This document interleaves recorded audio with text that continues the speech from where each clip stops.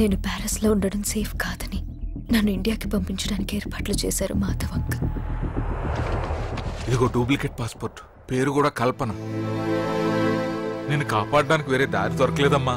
ఇంకో గంటలో హైదరాబాద్కి ఫ్లైట్ ఉంది. అక్కడ దిగిన వెంటనే సీతారాం అని నా ఫ్రెండ్ నిన్ను పికప్ చేసుకుంటాడు. నువ్వు అతని ఫోన్ నుంచే నాతో మాట్లాడు. అప్పటి వరకు మీ నాన్నతో గానీ వేరెవరితో గానీ మాట్లాడొద్దు. ఆ డీకే గడికి దొరికిపోతావు. ఒకవేళ ఇమిగ్రేషన్ లో ఏదైనా ప్రాబ్లం వచ్చినా అక్కడంతా మనాళ్లే ఉన్నారు, వాళ్ళు చూసుకుంటారు.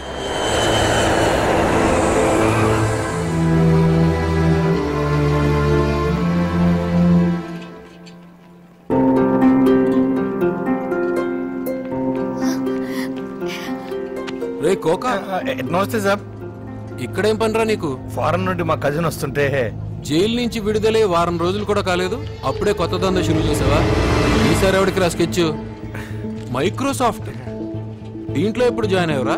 జైలు నుంచి రిక్రూట్మెంటా? మాధవ్ అంకుల్ పంపిన వ్యక్తి ఒక క్రిమినల్ అని నాకు అర్థమైంది. వాళ్ళ నుండి కూడా తప్పించుకుని వెళ్ళిపోయాను.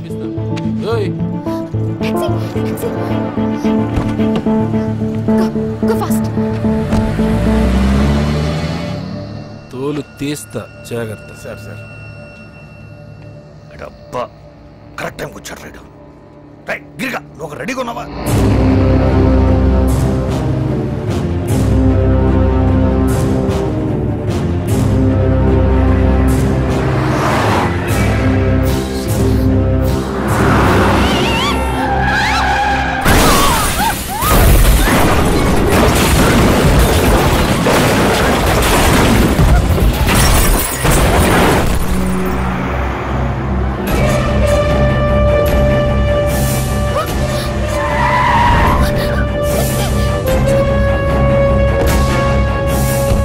చచ్చిపోయిందన్నా?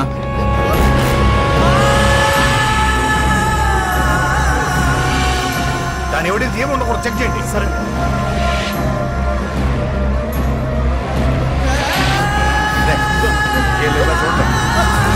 చచ్చిపోయిందని అంత కన్ఫర్మ్ గా చెప్తున్నారా? చోళ్ళ నుంచి రక్తం వస్తే చచ్చినట్టే అన్నా?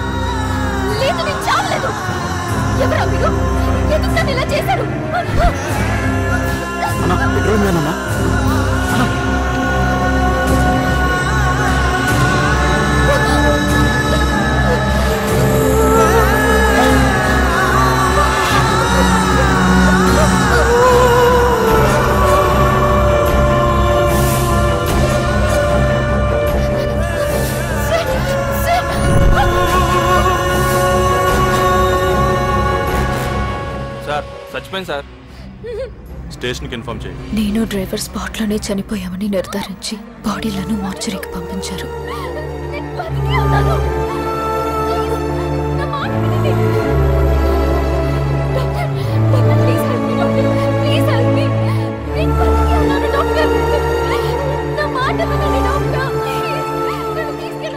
గిరి ఏమైంది? యాక్సిడెంట్ కేసు మేడం, స్పాట్ లోనే చచ్చిపోయింది. బతుకున్న వాళ్ళకి ఎలాగో రెస్పెక్ట్ ఇవ్వరు, కనీసం చనిపోయిన వాళ్ళకన్నా రెస్పెక్ట్ ఇవ్వండి అయ్యా.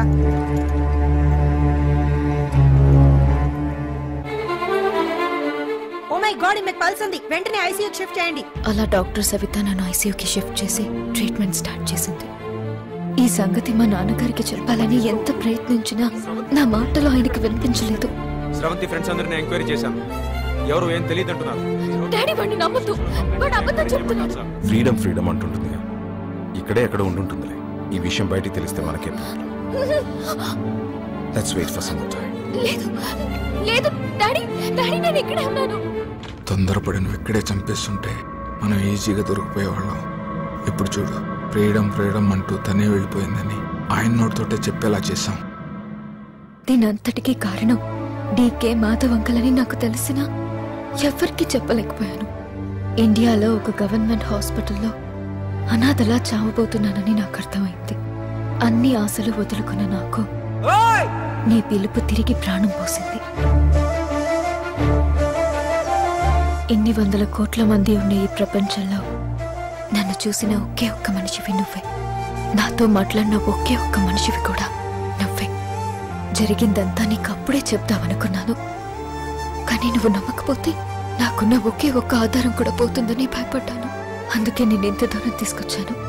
నీకు నన్ను చూపించిన తర్వాతే నిజం చెప్పాలనుకున్నాను. అప్పటి వరకు నా పరిస్థితి గురించి నీకు తెలియకుండా జాగ్రత్త పడ్డాను. అది నేనే రామ్.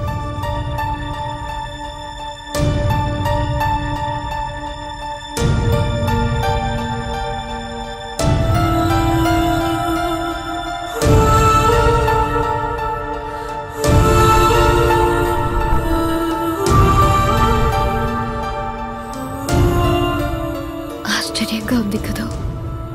ఎంతమంది నీ ప్రపంచంలో నువ్వు నాకు మాత్రం ఎంత కనిపిస్తున్నావు? నీ మాట నాకు మాత్రం ఎందుకు కనిపిస్తుంది? ఎందుకో నాకు కూడా తెలియడం లేదు. ఎందుకంటావు? నేనెందుకు చూడలేదు? నిన్ను చూడాలి, నిన్ను చూడాలి.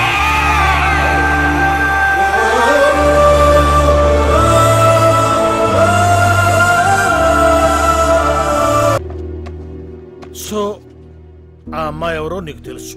తెలుసు. She my friend. వాళ్ళ ఫాదర్? డాడీ వచ్చేదాకా వీళ్ళకేం చెప్పకపోతే బెటర్ రామ్. నాకు తెలుసు. తెలిస్తే చెప్పు. ఫాదర్ ఎవరు? మిస్టర్ జయసూర్య. ఏం చేస్తుంటారు? తెలియదు సార్. వాళ్ళ మదర్? మిస్సెస్ జయశీల. ఓ, ఆవిడేం చేస్తుంటారు? మిస్టర్ జయసూర్య అని పెళ్లి చేస్తున్నారు సార్. ఓకే. తర్వాత ఏం చేస్తానో నాకు తెలియదు సార్. నేను కరెక్ట్ గానే మాట్లాడుతున్నా? Correct sir. వాళ్ళు ఎక్కడున్నారో తెలుసా? ఆఫ్రికాలో సార్. ఆఫ్రికాలో ఎక్కడ? అది తెలియదు సార్. ఆఫ్రికా అంటే ఒక ఊరు కాదు, ఒక దేశం కాదు, అది ఒక ఖండం. అక్కడ 56 దేశాలు ఉన్నాయి. 100,39,56,099 జనం ఉన్నారు. వాడు సూపర్ సార్. ఇవాళ మీ దగ్గర చాలా ఇన్ఫర్మేషన్ తెలుసుకున్నాను సార్. కానీ నీ దగ్గర నుంచి ఏమీ రావట్లేదు. సార్ నాతో ఐడియా. ఆఫ్రికా మొత్తానికి అమ్మాయి ఫోటో ఆడిస్తే ఎలా ఉంటుంది? నీకున్నది నాకున్నది మొత్తం అమ్ముకోవాల్సి వస్తుంది. సరదా కోసం సజెషన్స్ ఇవ్వద్దు. ఇక నువ్వు వెళ్ళొచ్చమ్మా. సార్. ఏదైనా గుర్తొస్తే వచ్చి చెప్పు. Okay sir. పెన్ను నాది. సరే సార్. ఏంటి? ఎందుకు ఆయన అలా కన్ఫ్యూజ్ చేసా? ఎందుక? నేనే అక్కడ కన్ఫ్యూజన్ ఏడుస్తుంటే మళ్ళీ వాడు. అవును, నువ్వు ఎందుకు దై చచ్చిపోతున్నా కదా ఏమంటారు? ఇంకా బతికేమంటారు. పోనీ ఆత్మ, ఐ మీన్ సోల్. ఏదోటి అనుకో, ముందు నెమ్మదిగా మాట్లాడు. యా, అందరూ నిన్నే చూస్తున్నారు.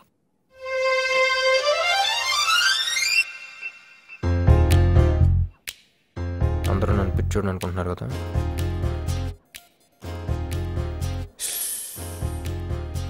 రామ్, మా నాన్నకు ఫోన్ చేసి జరిగిందంతా చెప్పాలి.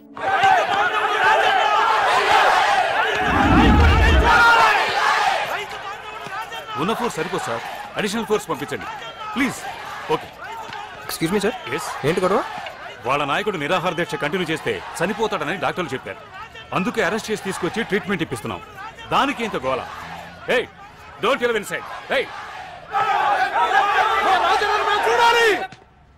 బాస్, ప్యారిస్కి ఒక ఫోన్ చేసుకోవాలి. చేసుకోండి.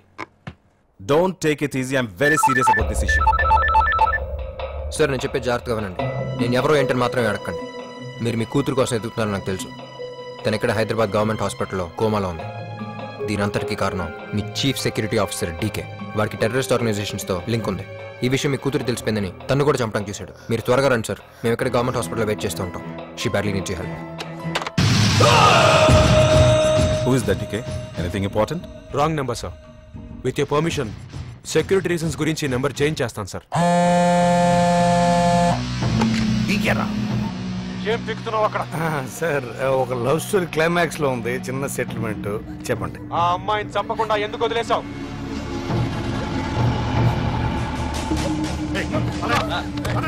ఏం చెప్తున్నారు సార్? ఆన్ ద స్పాట్ పోయింది. బాడీ గాంధీ హాస్పిటల్ మార్చురీలో ఉంది. మార్చురీలో కాదురా, ఐసీయూలో ఉంది. అక్కడి నుంచి వాడు ఎవడో ఫోన్ చేశాడు. వెళ్ళి వాడిద్దరి సంగతి చూడు. అది బతుకుంటే నా ప్రాణాలకే డేంజర్. రామ్, నేను చాలా ఇబ్బంది పెట్టాను. ఎన్నాళ్ళని ఇక్కడ ఉంటావు? ఎలాగో మా నాన్నగారు వచ్చేస్తున్నారుగా, ఇక ఆయన చూసుకుంటారు. నువ్వు బయలుదేరు. హో, మీ నాన్నగారు వచ్చేస్తున్నారు కదా? ఏంటి అదోలా మాట్లాడుతున్నా? ఏం లేదు, జాన్ వుని లవర్ అని చెప్పింది ఒక అబద్ధం. ఫస్ట్ టైం నన్ను చూడగానే నువ్వు ఫ్లాట్ అయ్యానని చెప్పింది కూడా ఒక అబద్ధం. అలాగే మన పరిచయం కూడా ఒక అబద్ధం కాకపోతుంది కదా. శ్రవంతి,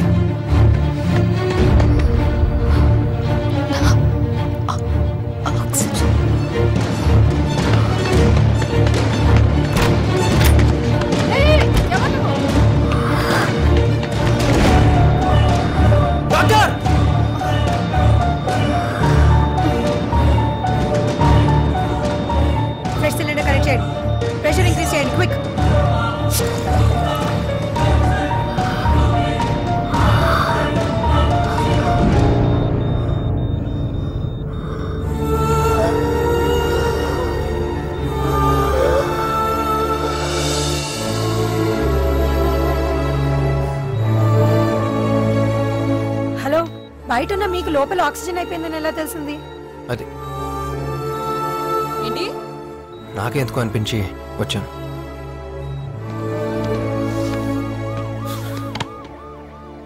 సో అక్కడ ఏదైనా జరిగితే దాని రియాక్షన్ ఎక్కడ ఉంటుంది అనమాట. మీ నాన్నగారు వచ్చేంతవరకు నేను ఇక్కడ ఉండటం మంచిది.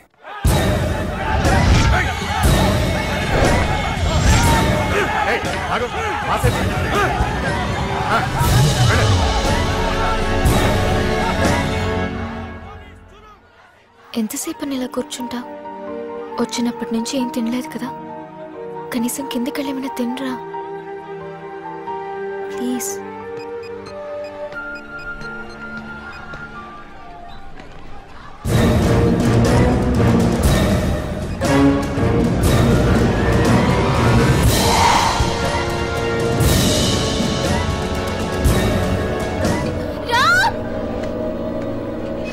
ఏంటి? నన్ను చంపడానికి ట్రై చేసిన వాడు ఐసీయూ వైపు వెళ్తున్నాడు. వాడే రామ్. అయితే మనం మాట్లాడింది మీ నాన్నతో కాదనమాట. రే, నేను శివాన్ మాట్లాడుతాను. అర్జెంట్గా 10,000 తీసుకుని గాంధీ హాస్పిటల్కి వచ్చాయి. మామని డిశ్చార్జ్ చేయాలి. ఎందుకంటావేట్రా? ఇక్కడ రాజన్ అని ఎవరు పెద్ద చచ్చిపోయారంట. ఆ మ్యాటర్ లీక్ అయిపోయే లోపల మామని తీసుకెళ్ళిపోతాం. రాజన్న చచ్చిపోయారంట్రా.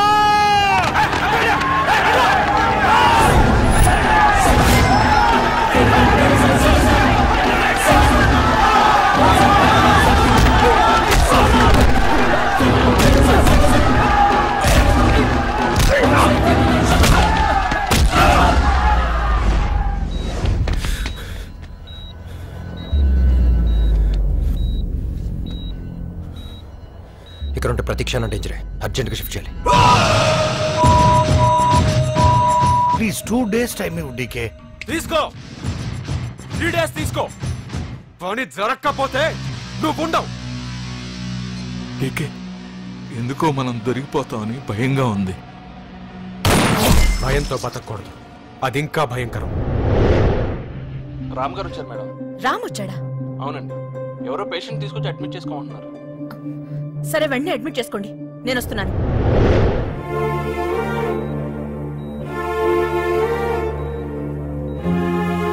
నేనేమన్నా పిచ్చిదాన్ని అనుకున్నావా? నువ్వు చెప్పినవన్నీ నమ్మడానికి? ఆత్మ అంట, బాడీ ఇక్కడుందంట, ఆత్మ అక్కడుందంట. అక్కడే ఉందత్తా. రే, అది చేయి మాకు. ఎలా నమ్మించాలో నాకు తెలియట్లేదు అత్త. అత్త, ఒక నిమిషం. శ్రవంతి, నోకలికి వెళ్ళు. ఏం చేస్తున్నావురా? నువ్వు వెళ్ళు. చేతులు వెనక్కి పెట్టు. చేతులు వెనక్కి పెట్టు. ఇప్పుడు నీ వేళతో ఏదో ఒక నెంబర్ చూపించు. చెప్పు. 2 2 5 5 3 3 1 1 2 2 2 2 2 మార్చడం లేదురా, అవే 2 వేళ్ళు చూపిస్తున్నారు. 2 2 2 ఎంతసేపు అవే 2 వేళ్ళు చూపిస్తావు?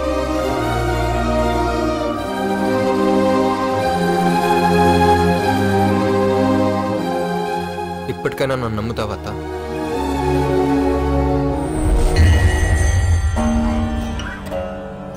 ఒక మనిషి ప్రాణాలతో ఉండగానే ఆ మనిషి ఆత్మ ఎలా బయటకొస్తుంది స్వామి?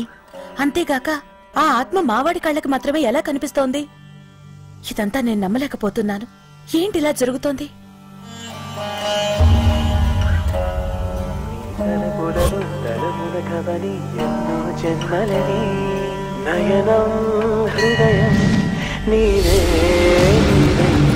సమయం వెనుకే చేసా పయనం తదుపరి జన్మ